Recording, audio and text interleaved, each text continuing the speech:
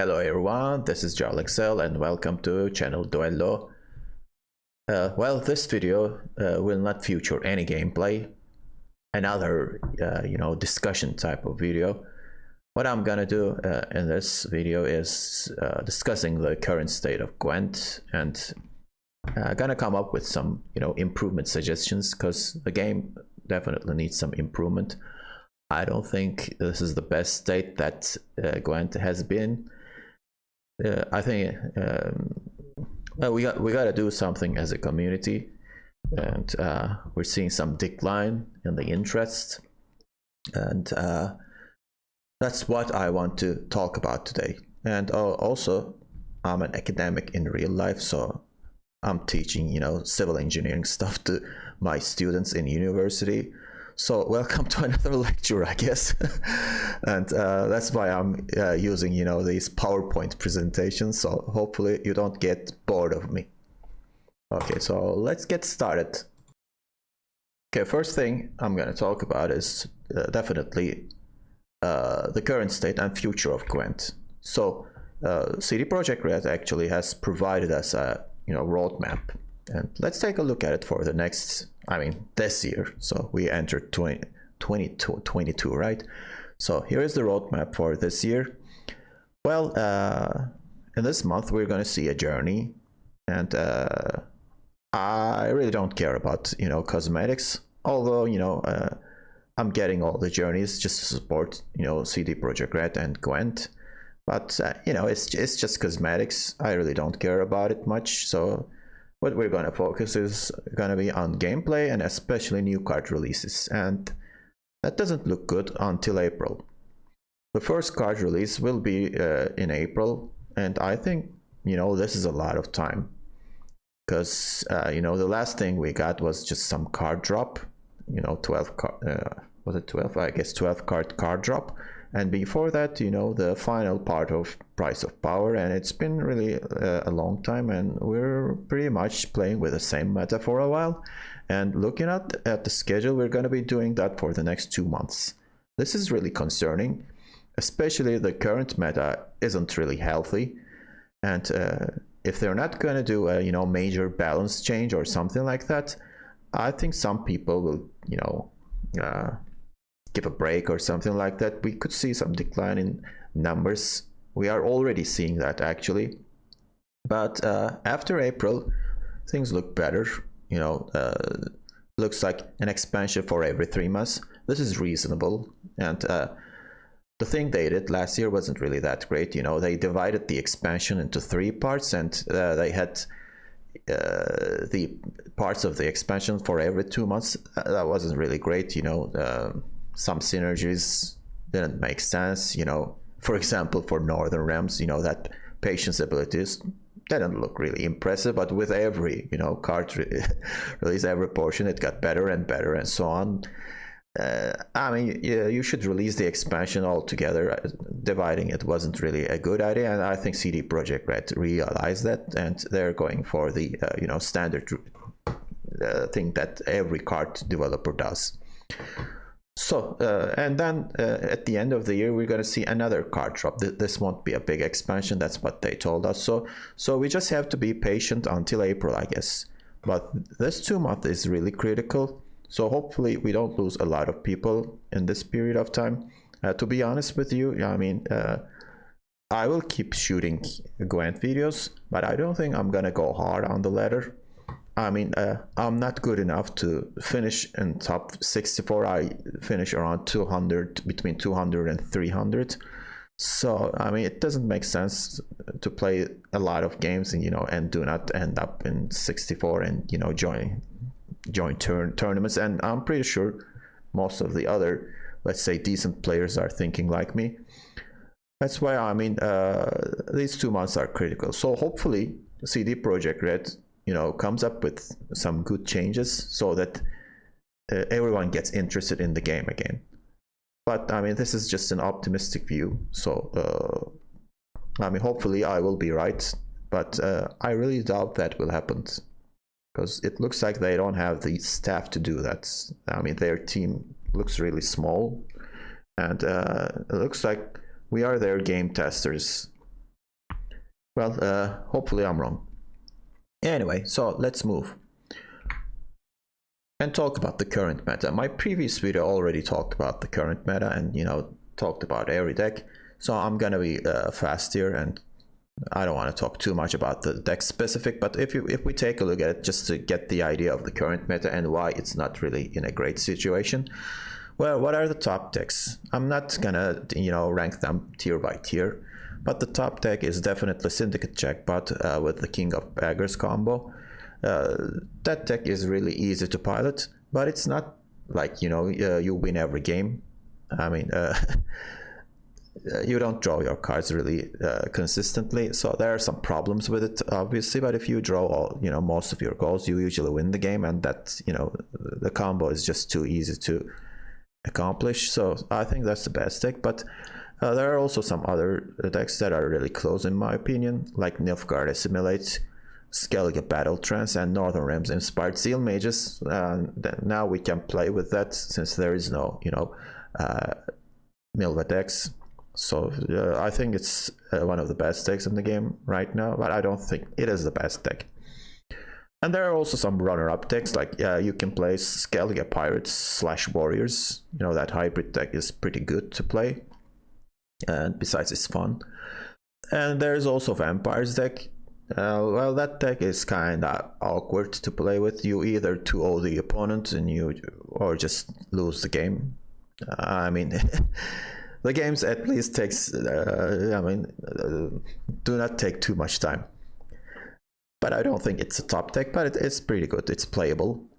And I gotta congratulate CD Projekt Red for, you know, making the Vampires archetype playable. So I think that's a good sign. And then there's Hyperthin deck for Nilfgaard. I think it's also a pretty good deck. People kind of, you know, undervalue it, you know, and prefer Clog over it. I think it's better than Clog. It's a consistent deck, and it's also fun to play.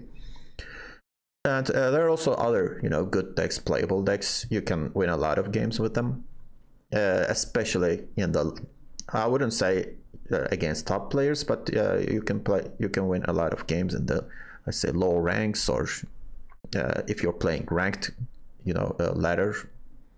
Again, you can win a lot of games, because, you know, some decks are really good matchups against specific decks, like, you know, Skellige Rain is an okay deck. I mean, some decks do not have answer to the threats in that deck, and you can play any kind of, you know, Skellige control decks. In addition to Pirate, you can go, you know, Warriors only, and still win. I think it's decent.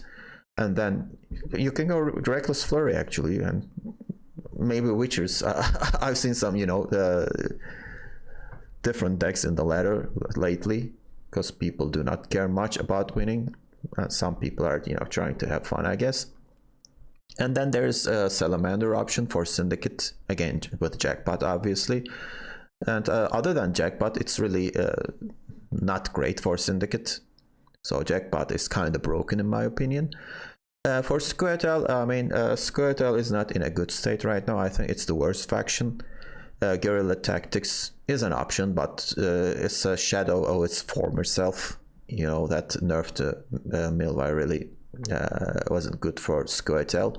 Nature's Gift is an okay leader, but don't expect to win that much, because, you know, the finisher Gord isn't as great as he used to be.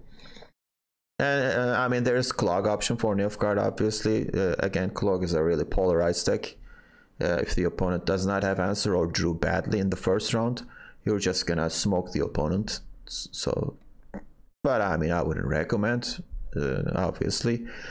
There's also Carapace Kelly decks. Well, that is similar to Clog, I guess. If the opponent doesn't have answer, you easily win the game with your crazy engines and replaying the engines with your Witch's Sabbath card. And other than Inspired Zeal, you know, for Northern Realms, there's not much option, but you could go with Mobilization, maybe with a control list, or, you know, Siege. Those are options. You could, yeah, definitely win games, but don't expect too much. And then we have some off-meta decks, and most of them are, you know, based on toxic combos and interactions, unfortunately. Again, you can win, but I'm pretty sure you're not gonna get GGs from the opponent, because the game will not be good for the opponent, such as, you know, Mill is, you know, a toxic tech, obviously not good for the game, not great to play against, but that tech is really weak. And then there is this new Gurnikora Arcus Queen combo deck. It is one of the most toxic decks I've ever seen. And I mean, if the opponent heat waves your Gurnikora, the game's over. So it is that kind of a deck. But again, you can win, like, I mean, if the opponent isn't aware of what's going on, you could really, you know, abuse it. And then there's this infamous Meditating Mages deck. Why did I, you know, write this here? Well, I have faced against that deck a couple of times, and again, I mean, I wasn't able to find an answer, and then I lost the game big time. So those are our options. This is the current meta. Is this good? Well, I don't think so. And I'm gonna explain why the meta isn't healthy, and gonna, you know, focus on some of the topics, some of the reasons that the meta isn't healthy, and we're gonna talk about how to, you know, improve that. I mean, the cause is, I mean, everything is not lost. You know, the CD Projekt can do some, you know, damage control, in my opinion, and I mean, it's not in a horrible state, but the game, you know, leaves a bad taste in your mouth. That's what it does right now. And you could say, like, I mean, I'm having a lot of fun. What are you talking about? Well, if you check out the rank ladder, you're not gonna see a lot of famous top, you know, players there. I mean, I'm not gonna open Gwent and take a look at it, but you can go ahead and take a look at it. You know, a lot of top players, you know, are missing. They're not very interested in the game anymore. That is a warning sign, actually. Not great, because this is a, you know, competitive season right now, and my MMR isn't that great. I'm still in top 500, and it's like, what, 4 or 5 days left in the, you know, season. And, you know, if I play a lot of some more games, still I could finish in top 500, and I didn't play a lot of games this season, so that should be a concern. I mean, last season I played my, you know, a lot of games, and with that MMR, it was impossible for me to stay in top 500. So I think that's an indication of things not going great for the game. And if you check out the Twitch numbers, well, we have decent amount of broadcasters, but their view numbers aren't particularly great either. So I mean, we're seeing many more, you know, viewing numbers in other games. It is also concerning, and some content creators are abandoning the game or taking a break.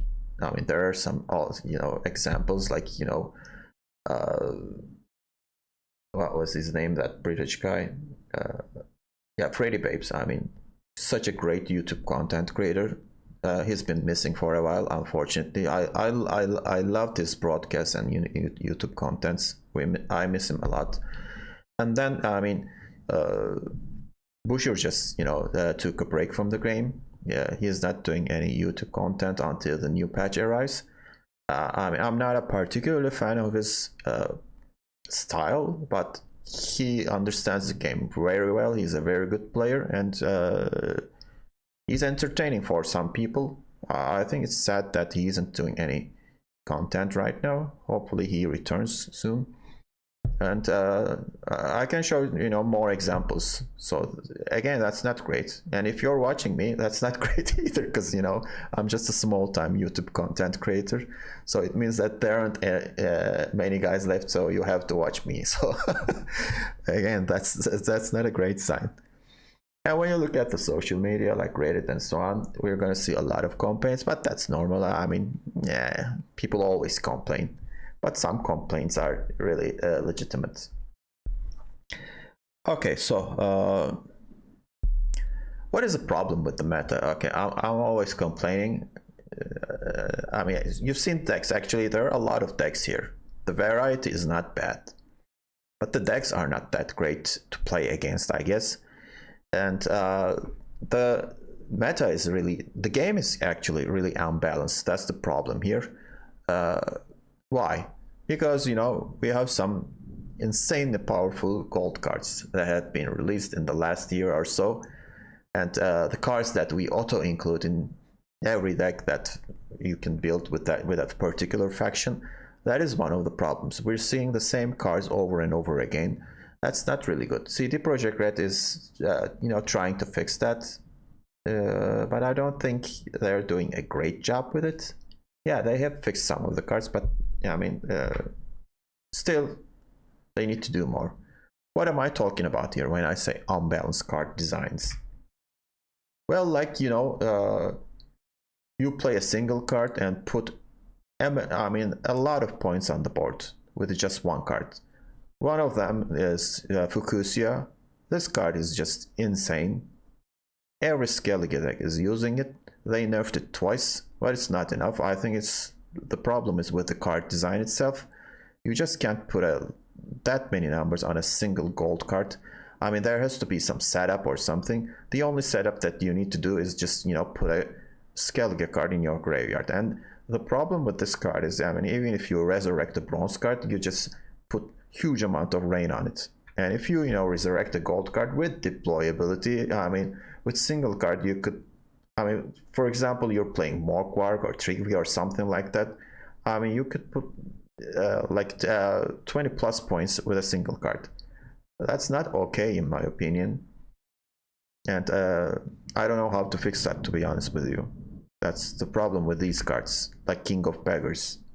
You know, okay, I mean, the card is coming out of your deck and so on, but other than that, I mean, you're not paying any tribute until some point. So all your tributes are free.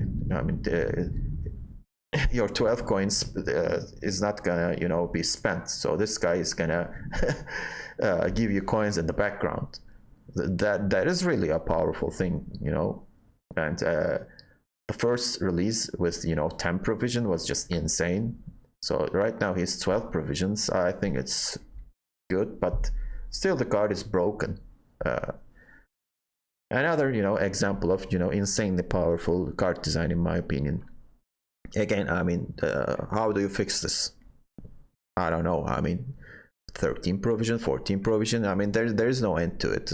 I mean, increasing provision shouldn't be the answer to these things. Should have been more careful with the card design, I guess. Like, you know, Horsam Jr. I mean, this card plays for, again, an insane amount of points. It's not as broken as Fukusia or King of Beggars, but this card is the reason people prefer playing Devotion over non-Devotion. I mean, you kill one of your opponent's units, and then he's somewhat a spender. You keep killing stuff. You could combine with Bounty and so on. A great card, what can I say? They nerfed this card a bit, but after that, I mean, you had to play. Well, the first release wasn't that impressive, but then the card went just nuts. And I think it needs a nerf, I guess. Maybe they could increase its provision cost, I don't know. So, Terra Nova, this card is also similar to Fukusia. If you play Fukusia with Terra Nova, it's even more crazy. Anyway, I mean, the thing is, you could give Spying to a gold unit, and then with Terra Nova, you play 2 gold units, and then you get assimilate assimilate value and so on. So if you have more assimilate units on the board, you even get more points. Another huge point slam card. I mean, these cards are just crazy. I don't know why they did that, but Terra Nova is a bit better than the other cards that I showed here today.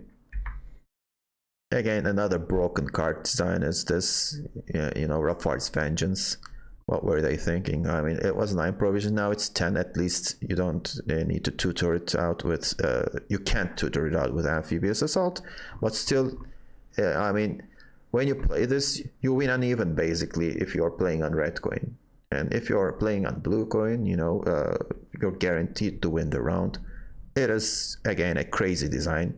We could also maybe include Saskia here for Squirtle, but in order to play Saskia, you need to build a bad deck. So there are some, you know, the meh cards that you're putting in Saskia decks. So the deck building restriction kind of makes it okay, but still another potentially crazy card there. Well, you're seeing the pattern here. I understand that they need to sell kegs. So in order to, get these new cards, new players should invest money on the game. So I think that's what most card developers do. The power creep thing. They keep releasing better and better cards. But most of the games do have card rotation. So when they release a new set, an older set, goes out of the pool. That's not what they're doing with Gwent right now. Maybe they're waiting for more cards to be printed because there aren't enough cards in the game right now. But I mean, card rotation will eventually come, but I don't know whether it will be this year or next year or the next.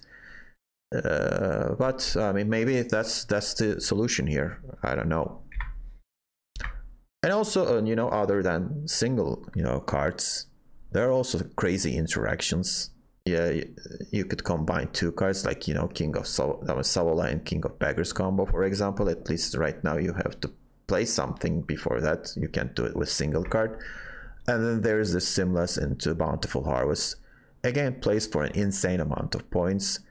This play could, again, make you win on even if you're on the, red coin. And this provides a lot of points, definitely. But Squirtle kind of needs that. So, I mean, you shouldn't touch it yet. But again, broken card design, in my opinion. And this one, I mean, Blightmaker into Mage Assassin. You shouldn't be able to put so many points on the board while you're thinning your deck. So Nilfgaard did kind of need, especially in the first round. I mean, when you are playing Nilfgaard and Blue Coin, losing uneven was really a high,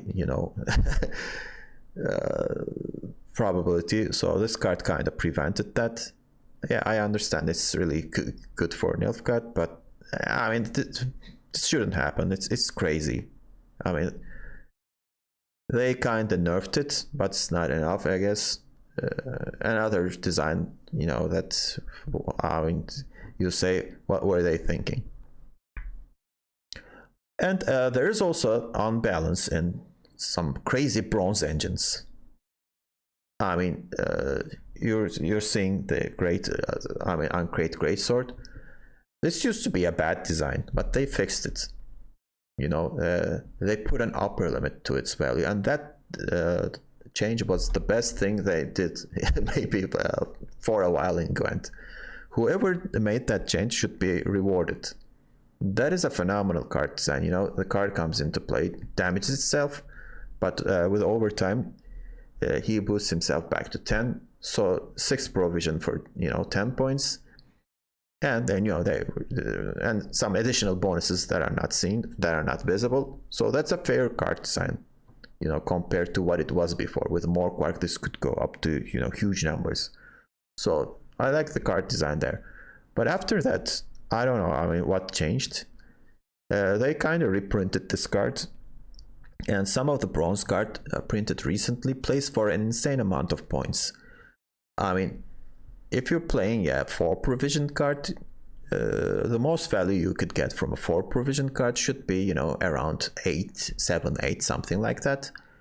And with 5 provision, in my opinion, it could go maybe up to 9, 10. And for 6 provision, it shouldn't be more than 12 or something like that. But now it's not the case here.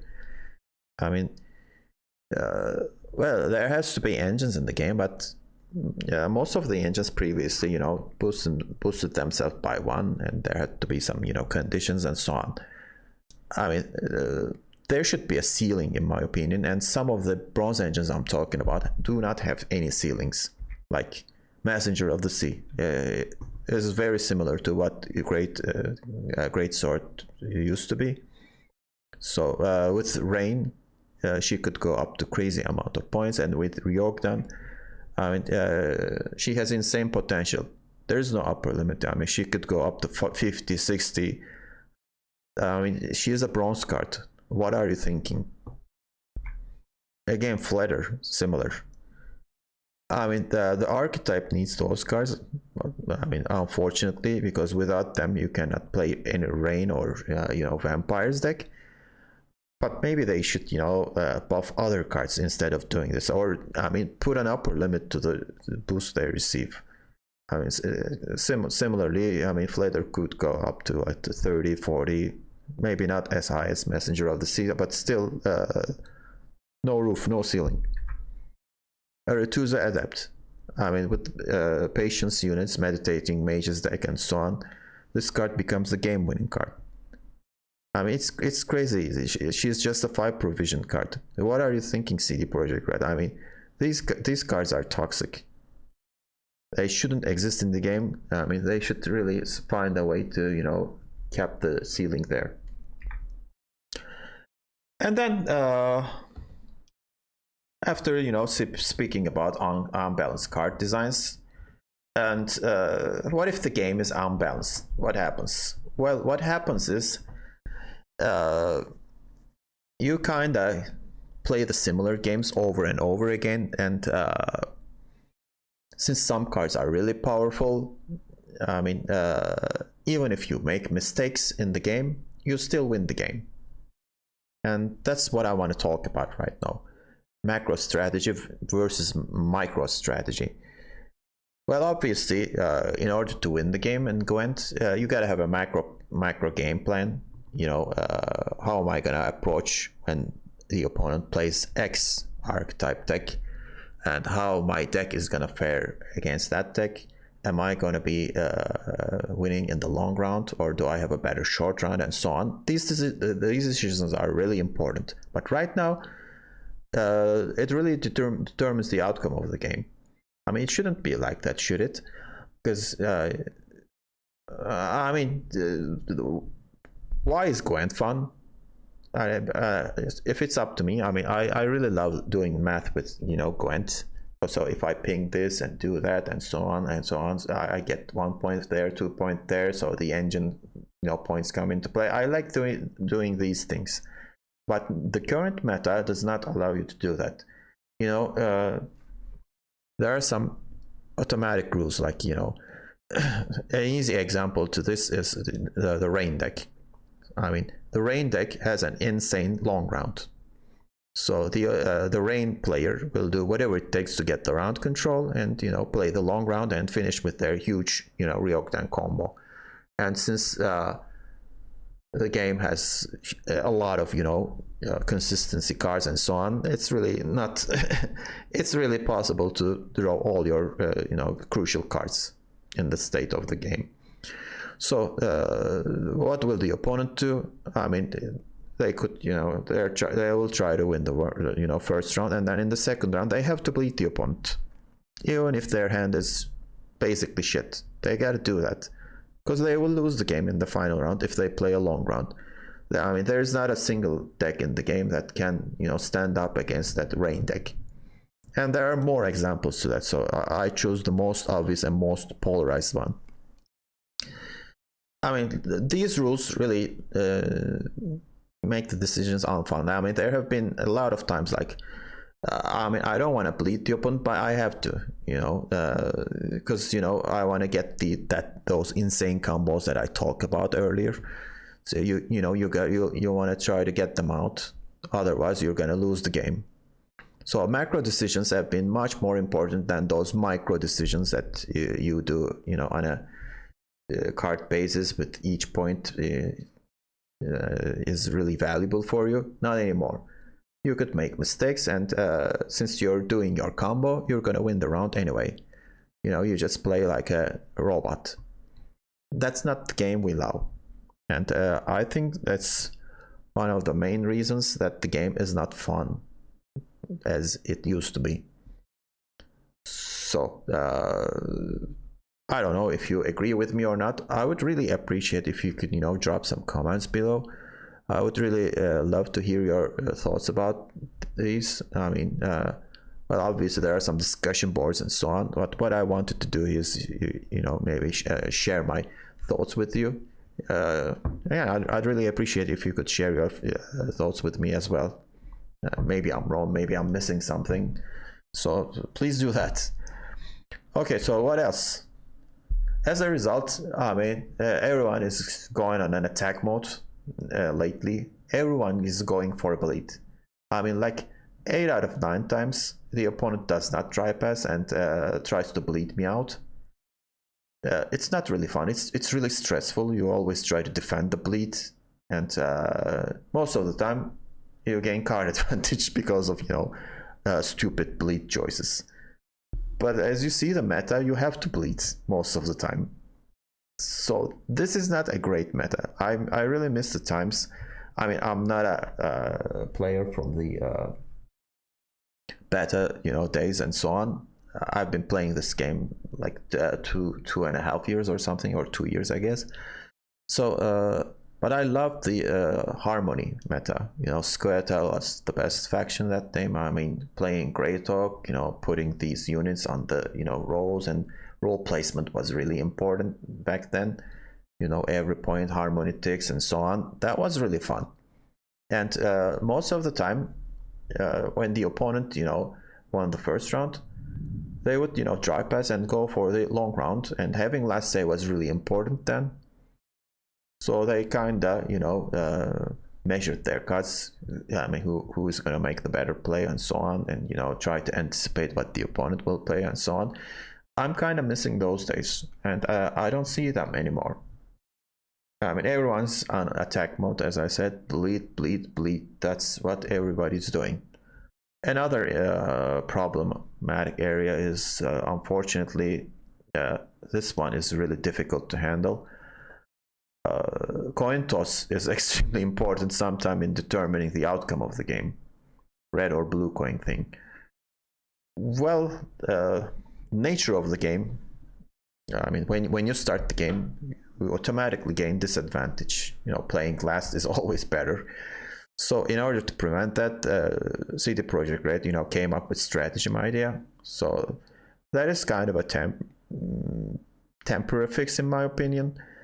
And they also buffed some of the stratagems again to make the blue coin player feel better, or avoid getting abused by the red coin player. But there are some decks that really like red coin. So when you play against them, what you do is you try to put up a lot of points in 3 turns and then escape with your life. Again, that's not a great game experience. And those red coin decks really suck on blue coin. So they have to play on red coin to win the game. Yeah, it shouldn't be like that. I mean, the coin cost shouldn't really determine the outcome of the game. And that's a problem in the game right now. And most of the decks really like red coin. Unless you're playing, Northern Realms. I mean, Northern Realms usually like putting their engines on the board and so on. They like blue coin. But most of the decks really like red coin. And I wish they could come up with a better solution to this, but I don't have anything to suggest here. Maybe strengthen the stratagems even more. I don't know. Or maybe don't just print overpowered cards. That's the problem here. That's what I'm trying to connect here actually. And finally, repetitive gameplay. So the unbalanced card designs and decks that like red coin and so on. Well, obviously there's meta reports, and on the internet, everyone kind of copies that deck. They don't try to be creative and so on. Well, I do that too, so I'm not going to blame anybody for that. That's the nature of the card games. But the thing is, knowing and memorizing the deck list is okay, important. But the thing is, every matchup plays the same way. Suppose you're playing Nilfgaard. With Jean Calvet, for example, you're guaranteed to draw all your goals. So in the final round, it feels like I'm always playing the same game. I'm not getting a different gaming experience with each game. It's always the same here, because you draw your cards. Some cards are supposed to stop that card and so on. So it would be really nice if we could get different game experience from each game, but right now it's not the case here. And Gwent has 25 cards, and you draw most of your cards. So maybe that's the problem with the game, right? I mean, and there are a lot of, you know, too many tutors and thinning cards. That's also not great. You know, you draw most of your deck. So that's why, I mean, every game feels similar. That's the problem. Well, fortunately, we have 6 factions at least, you know, compared to some other games. So with each different faction and, you know, some deck alternatives for each faction, you could get, you know, different experience from the games. But if you're playing a lot of games in a single season, after a while it gets really repetitive and boring. So, and getting back to this topic, they just printed too many tutors and also buffed the thinning cards. Yeah, I know, I mean, people want to play their gold cards, but I mean, you aren't supposed to play most of your deck, I guess. Maybe some cards, I mean, it's okay to not, you know, draw some of the gold cards and, you know, lose the game. I mean, there's obviously, you know, chance involved in this. They kind of went overboard with this, especially on Neuromancy, you know. That's a really sick, you know, tutor card. There has to be some, but not this much, in my opinion. And you could see how it was getting abused in V decks. I mean, how many tutor cards was that deck using? Playing V over and over again. I mean, that was really toxic and unhealthy for the game. Well, either they gotta, you know, decrease. I mean, I don't think they're gonna decrease any of the tutors, but please stop printing tutor cards. I mean, we have enough already. That's what I'm gonna say here. And one of the reasons people are not playing this game is there are some, you know, toxic decks and interactions. I mean, when you play against them, you get a horrible gaming experience. This is different from repetitive gaming experience. It's different, but I wish you were playing this against the meta deck, because it feels really horrible. You know, there are some archetype that exists that are unfun to play against, like, you know, clog, mill, no unit decks, trap decks, and so on. It isn't great to play against these decks. And there are some really greedy decks. And if you don't have answer to that, if you couldn't draw your answer, you just automatically lose the game. That really feels awful. Like the new, you know, Guernica and, you know, Araka's Queen deck. Again, if you don't have your Heat Wave or do not have Purify for the defender, you lose the game. That's it. I mean, there's nothing you can do about it. But if you have the answer, they lose the game. What is this? I mean, this isn't a card game. I mean, it isn't supposed to be like this. And I gotta criticize some of the content creators here. And they kind of encourage some players to play with these decks. I understand that they need more views for their channel, and you know, putting some clickbait titles and so on. I don't want to give names, obviously, but I mean, I don't think that's a good approach. If you love the game, you shouldn't, you know, encourage these decks. It's not fun to play against. Well, you're having fun, obviously, but the opponent is not having fun. So after a while, they will quit the game, and you're gonna be left alone. That's what happens in real life too. I mean, back in the past, you know, there wasn't a lot of digital games and so on. I mean, we used to play board games and so on. If you dominate every game, people don't want to play with you. So that's a natural, you know, reaction from people. So that's what I'm talking about. If people are not having fun in the game, they're not just gonna play it and move to another game. So, I mean, we should all, you know, understand that. Colgrim is similar, you know. Clog is, I mean, shouldn't exist.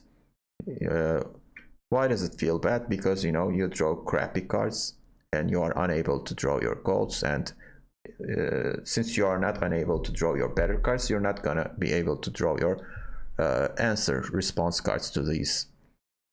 Well, but in the first round, if you draw your, you know, Purifier and a, you know, Tall Punish card, you win the game.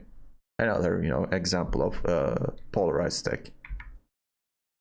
Again, I mean, the classic Kelly and, you know, Siri Dash combo. If you don't have answer to this, you probably lose the game again. And then the other toxic archetypes like traps. Again, it feels awful to play against. You don't interact with them. I mean, no interaction is not fun either. And opponent depleting your library again does not feel great, since the library has only 25 cards. Meditating mages, they keep playing and playing after you pass, and after that they put a lot of mages, and then they play their adepts, and if you don't have answer, you lose.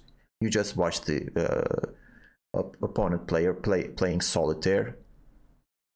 It feels terrible. It shouldn't exist. Another horrible card design. So that's what I'm talking about. I mean, when you play against these decks, do you want to play more? I don't think so. Well, I mean, card designers think that, I mean, these are fun and so on, but I don't think they're right about it.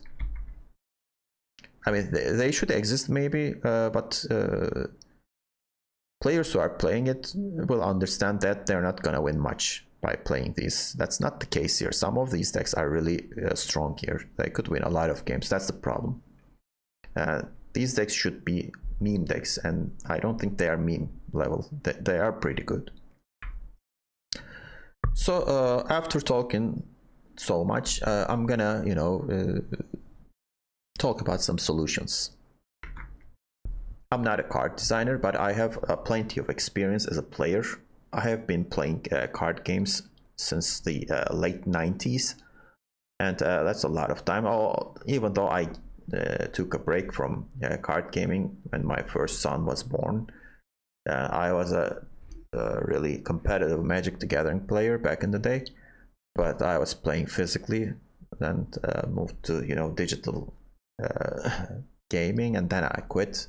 I didn't like how it was going, and I needed to spend a lot of money to stay competitive.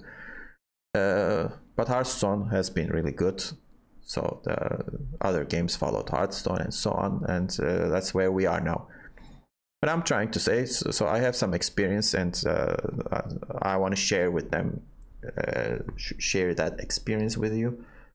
So if you're agree with me, please spread the word, and let's try to build a better game, and hopefully help the developers, because there are not many. As I said, I think they don't have enough people to work on card design, and they don't have enough play testers. Okay, so why did I say temporary solutions? These solutions are just temporary fixes to the current meta. I mean, maybe the next balance patch could fix those. But I'm also going to talk about some radical solutions. In order to do that, they need to work and spend a lot of time, and I don't expect them to happen. So let's talk about some temporary solutions, that solutions to the current meta, what they could do to maybe balance it a bit. Okay, so Colgrim is really bad for the health of the game. I mean, we should get rid of Clock, but they are not going to do that.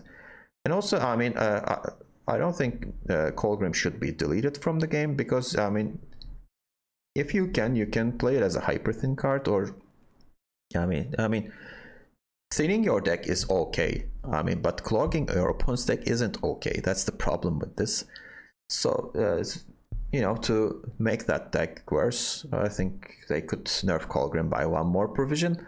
And since they buffed the deck indirectly by buffing the Knickers, so since they did that, they gotta take that buff back somehow with maybe nerfing Colgrim. They reduced your adrenaline to 1. That makes sense, but if the opponent does not have answer, it really doesn't matter. Within a single turn, you just make a lot of points, and that's not really great. Second suggestion I have is about the Mushy Truffle, actually. We're seeing Mushy Truffle a lot on the ladder. Well, they help each provision, I mean each faction, obviously, because it's a a neutral card.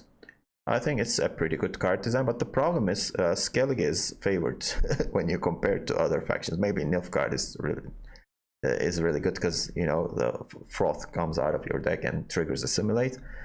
But I mean, this is an alchemy card, and Skellige's thing is alchemy. So when you play an alchemy, I mean, that really helps with a lot of cards in Skellige, particularly that clan preachers.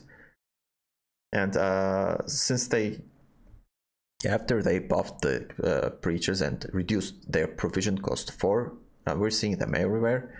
And even though Battle Trance deck is not like the best deck in the game, it's really boring to play and play against, because the match turns into like how many clan preachers can I put on the board, and how can I keep them alive, and the opponent is trying to do whatever he can to kill those. I don't think that's a fun gaming experience. Well, if they at least remove alchemy tech from Golden Froth, at least the location will not trigger the clan druids. So this is a suggestion that I'm doing, just to make this deck more balanced. Or an alternative approach could be nerfing Gedenith by 1 provision. I mean, they buffed the clan preachers, and they didn't do anything about Gedenith. Well, you could say, like, I mean, preachers is getting spawned, so why should they nerf Gedenith? Why? Because now you can put 2 clan preachers to your deck. Before the buff, they used to be 5 provision, and it was really expensive to put 2 5 provision units to your deck. So it's actually a 2 provision buff to the deck when you reduce the provision cost from 5 to 4. So I think Gedenith deserves a nerf because of that. So I mean, you gotta do something about that deck. I mean, just a little bit, tuning down deck. So that's my suggestion, either this or that. So another bronze card that plays for crazy amount of points that isn't supposed to happen is Practice Makes Perfect. When this card was first released in the first part of the expansion, this was a trash card because there wasn't enough units with patience. And now this plays for an insane amount of points. This is a 4 provisioned card. I mean, it plays up to like 15 points or something. It is crazy. What are you doing? Another stupid card design. And I don't think they will print any more patience cards in the future, but what if they print more patience cards? This card will even get crazier. Anyway, so what can we do to prevent that? At least make it 5 provision, so you put 2 of them in the deck, so you're gonna think about putting 2 copies of it twice if you nerf this card to 5 provision. And I think it deserves a nerf. Lydia is another overtuned card. She plays for an insane amount of points, even without any assimilate engine on the board. She plays more than 9 provision. Yeah, I understand it's a gold card. I mean, it could play up to 11, 12 points, but it's still, I mean, too much. I think the provision is fine. 9 provision is really good, but maybe they could at least reduce Lydia's power to 4 or 3, so that the total amount of points you put on the board is more reasonable. Well, I mean, she is supposed to trigger assimilate, so when she does that, she plays even more points. That's why I'm trying to say, without assimilate, you aren't supposed to get more than 9 points, and she does that without assimilate. I think she needs a bit, tuning down as well. So another problematic card is Witch's Sabbath. I'm gonna suggest a temporary solution here, but in the radical one, I'm gonna provide a more radical solution, because this is just a temporary fix. Witch's Sabbath is really a dangerous card. Some really crazy engines come out of your graveyard with Calculus. I don't think it was supposed to be played with Calculus, and this is supposed to support Relic archetype. But as you see, Vampires and Kelly are using it more often than Relics. This isn't supposed to happen. I don't think it was the intent here. So anyway, what can they do right now? Well, at least they could increase provision cost by 1, but they need to find a better solution to this. And my solution to this is, I'm going to talk about this earlier. Well, change the card. Find a better solution. I mean, Why? I mean, this limits the design space. That's what the terminology CD Projekt Red is using. Because as long as this card exists, with each monster card that has engine value, they're gonna think like, what if the opponent, what if somebody plays Witch's Sabbath? What happens to this card? Similar to the 10 provision limit for what's her name?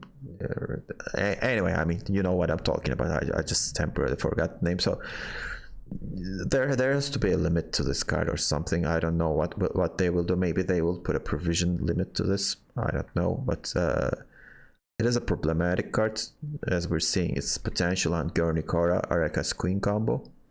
I heard that they're gonna nerf Araka's Queen, but I don't think that's the right approach. This is the problem card, not Araka's Queen. And also I talked about the problems with high ceiling card. I mean, the bronze cards without ceiling. So you will think that, I mean, I hate Skellige because I keep giving examples from Skellige. I just don't like these bronze cards without any ceilings. So what I'd suggest is give Doom tag to these. They come into play doomed, so that at least you don't resurrect them. Because you could resurrect Fledder and every Skellige unit with your Freya's Blessing, and I mean, when you're playing against Battle Trance, for example, I mean, remember, in a single game, how many times you killed these preachers? Like maybe 4 or 5, and they keep coming back.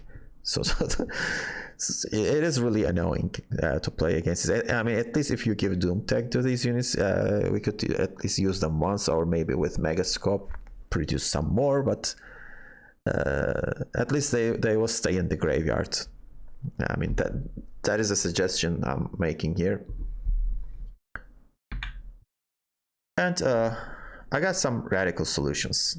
They won't happen. I don't expect that. But at least if someone from CD Projekt Red is listening to this, please hear me out here. Okay, so the first radical change I'm suggesting here is get rid of defenders if possible.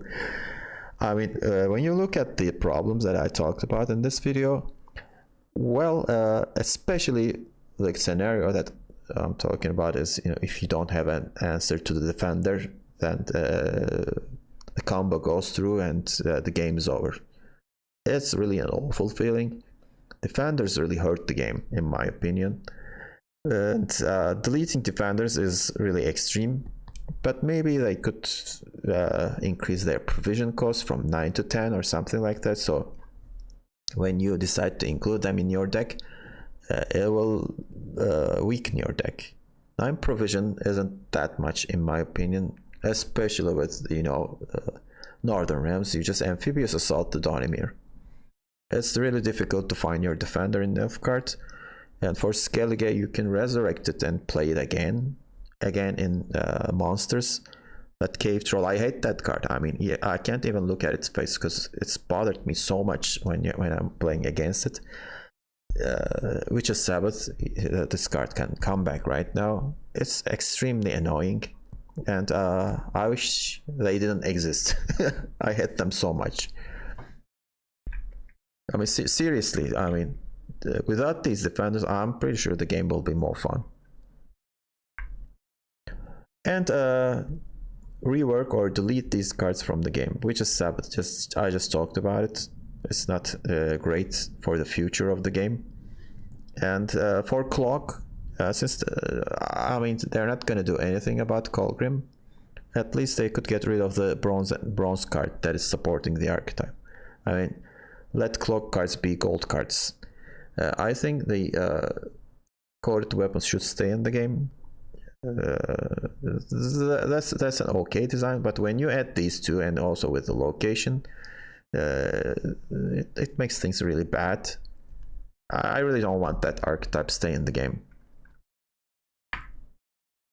And also, Eldain isn't being talked this season at all because they nerfed Milva. But I think this card will come back and haunt us from time to time, because traps are awful. And I don't think they're gonna remove traps from the game, but what they can do is at least do something about Eldain. And this is my suggestion that I created with Gwent card online. How about changing the order thing to deploy zeal?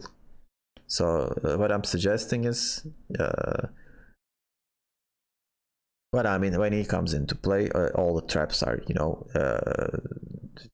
turned into elven deadeyes. But if you don't have 3 elves in the game, you're not going to be able to do that. How does that sound to you?